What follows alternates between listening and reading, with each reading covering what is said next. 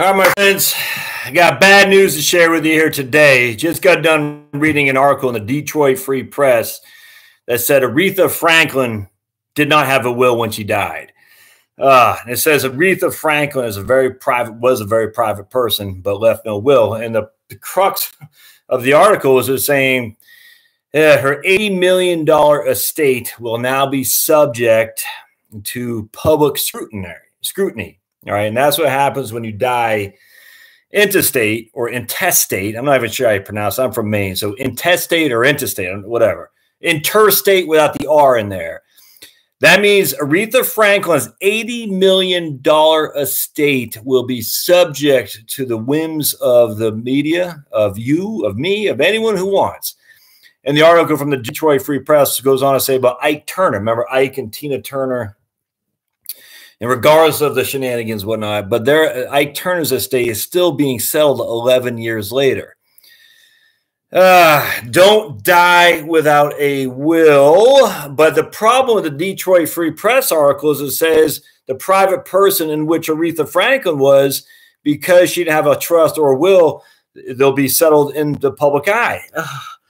The will, my friends, will still be settled in the public eye because probate is nothing more than the public proving of a will. That's what probate is, the public proving of your will.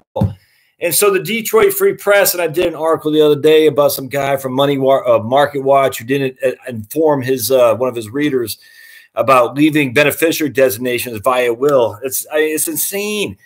Your will go to probate, which means your will is going to be a public document. If you want to be private, your will is not the solution for being private in your estate as probate. Because remember, probate is a public proving of your will. So anytime you hear the word probate, the first thing, public. So Josh, what's probate? Public. It means it's public. Anything that's probated is a public record. Now, they might not care about old Josh. I'm just a regular dude. But they might care about you. I mean, maybe you have, like in Aretha Franklin's case, she has 4 kids, 4 sons. She has a collection of songs, I think, and the other ones that she's famous for that have a huge value. Who owns those? Well, her estate does, but you can see all the people that are going to go after that potentially. Maybe not. I hope not. But it's public. And how do we know it's public? Because the Detroit Free Press, well, presumably one of their crack investigative journalists went down to probate and said, what's the deal with Aretha Franklin's estate? And lo and behold, there is a form signed, sealed, and delivered by the person who wants to be the representative, one of her 4 kids, with the attorney that was managing Aretha Franklin's collection, her business attorney, essentially. And by the way, there's somebody else, I think it was her niece or something like that, who also wants to be a personal representative. And I don't know if there's I have no idea what the personal life of Aretha Franklin was. Don't know. But you think about it. There's $80 million at stake here, my friends. Now, what happens when you die intestate, at least in Michigan, or intestate? One of these days I'll figure out what that word is. Intestate, let's just say that. It's going to go between the 25% to her 4 kids. So her surviving kids will each get 25% of the estate. Now, I can see a mile away. Someone else says, whoa, I helped write the song Think or Respect. I want some of that. They're going to contest the estate. What happens when an estate is contested?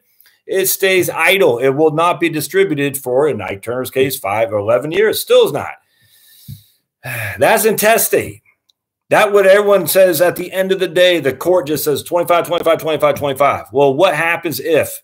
And maybe a judge says, it is a valid claim, Josh. You sang Respect 1 million times, and you should be compensated for that because your voice is so golden.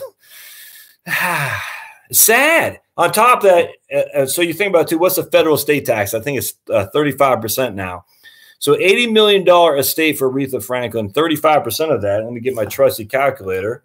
She has, I think it's like $11 million exemption. So $69 million divide minus 35%. She's going to lose 25 million roughly, 25 to estate tax right there alone, because she did nothing in terms of estate planning.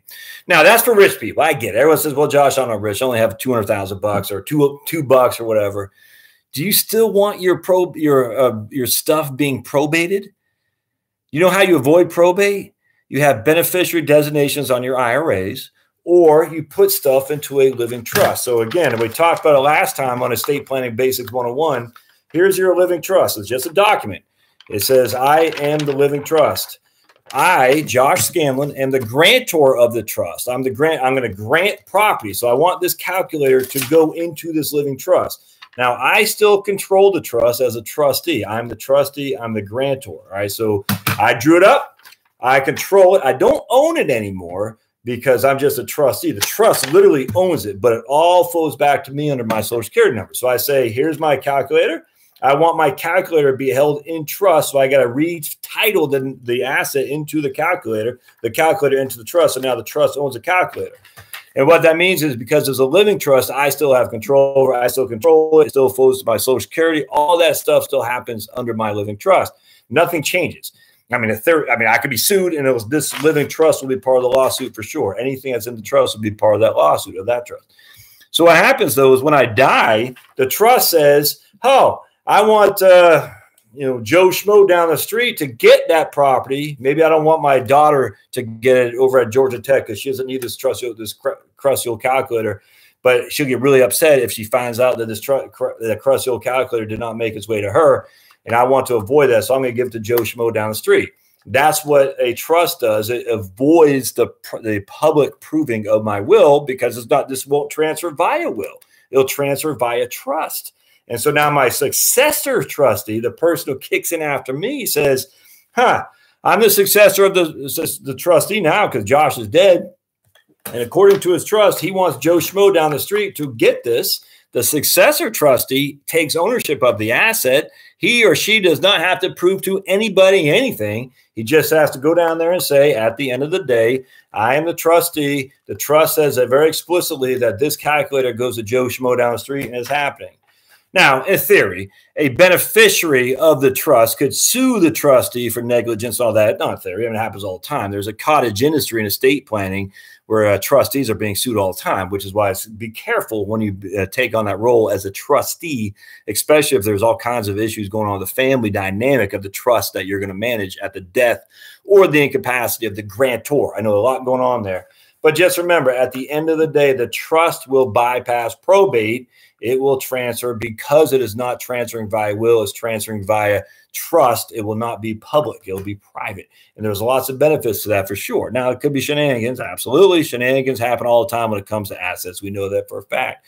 In Aretha Franklin's case, though, think of all the people she touched, all the wonderful music she created, all the just happiness she brought onto people's lives. All these people are going to want to know what's going on in her estate. That doesn't mean they're all going to challenge it, but that means anyone and anyone could. That's just killed. Now, most of that stuff would be silly. They'll throw it out. But anytime they're going to challenge it, it potentially could hold up the estate. And so now you got the 4 kids, the 4 sons. They're sitting there thinking, man, I could use some of that. It's not even 20 million. It'd be what, if there's 60, 44, let's say 50 million. Divide by 12. What's that, 12 and a half? They say, I really could use that 12 and a half. Man, I wish it was 15 though, but we lost it to the IRS. And I don't think Michigan has an estate tax. All these people are going to say, man, we got to ramp this up. And guess what? Someone says, no. Miss Franklin said I could have the rights to that song, think, or somebody. The list goes on and on and on of the things that can transpire as witnessed by Ike Turner's, and it's just legion how many people's estates don't get settled. So 2 things. Assets transferred via trust, living trust, are exempt from probate, which means they are private. Assets transferring by will are probated, which means they are public.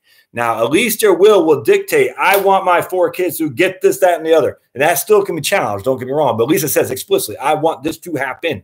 And they can challenge all day long, but you can put in your will provision, if they do challenge it, they'll remove any benefit they might receive of that account. Now, a couple things else. There's a book you've got to read, Beyond the Grave by Gerald Condit, C-O-N-D-O-N, Gerald Condit.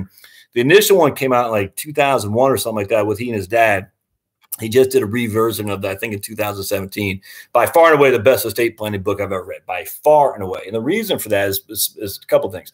He gives you a litany of stories of what he went through and his dad in terms of various estate planning issues that they contended with. And for instance, he uses, I love this, you got one family, let's just say, and again, I presume it's true. I don't know if it's not, but even if it's not, the fact that the stories were it's just so incredible, intense, it just makes you think twice.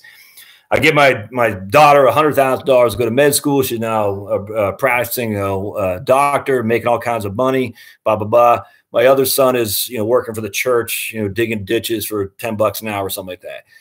So when I die, I leave my church son, my impoverished church son, $100,000 more than I left my daughter because I paid for my daughter's college. How's that going to make your daughter feel?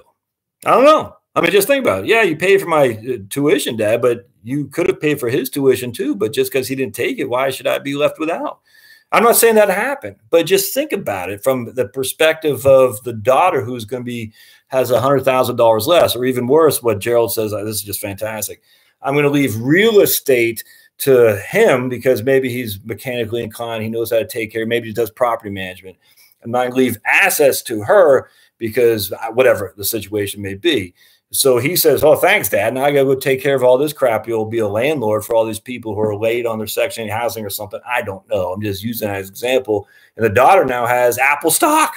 And Apple stock's hitting $1 trillion. She's like, fantastic. I mean, again, how would that make them feel? And that's nothing inherently right or wrong about either of these measures. But the issue is, at the end of the day, are you really rewarding your property management son or equal treatment of them in that regard? I don't know. That's what you have to think about. That's what Beyond the Grave. I'll put a link in the show notes. Is so wonderful because it gives you a litany of different versions of estate planning mechanisms. And you don't have to be rich, my friends. Just you have to have an asset, because estate planning is literally the transfer of your assets, the disposition of your assets is what it's called. How do you want that to happen? I assure you, Aretha Franklin wanted to remain private because it said in the article she's a very private person. Now it's not going to be. We're all going to know what happened to Aretha Franklin's estate. It's just sad. And on top of that, she's going to lose all that money to estate taxes. Now, you might not. You might not. I don't have $11 million. I'll tell you that. And most likely you don't either. So that's not an issue as we sit here today. Now, if you live in Massachusetts, New Jersey, New York, that could be an issue for you. But for us, Minnesota, but for us, regular people who live in just normal states that don't hammer you on your death, we don't have to worry about that. But you still got to worry about all the ramifications of not having your estate planning set up. Please, please, please have your estate planning set up. I just want to, just real quick on Aretha Franklin. I knew of her, obviously. She was actually more than the godfather of soul, though. When you think about this, and I was thinking about this with like Jim Brown. I don't know if y'all follow football at all, but Jim Brown, here's a guy that just ran over the league and before the NFL is the AAFL. The guy was just enormous. And you think about like these black folks from back in the day, the crap they had to contend with. It breaks your heart. Man, it breaks your heart. And yet just how much they benefited the society. It kills me that people can sit there and say somebody's bad because of the way they're born. It drives me up the wall. And as a Christian, everyone is born in God's eyes. Everyone was created. Jesus died for everyone. Now, you might not be a fan of Jesus. That's fine. I am. And that doesn't mean you have to be. You'll find your way to the God however you see fit. But Jesus died for everybody. And here's Aretha Franklin in this neighborhood in Detroit growing up that had all these amazing, just huge talents. Some of them who could not sing in the various communities, and not just in the South. In the North is just as racist back then too. People say, "Oh, I'm from Maine. It's just as bad."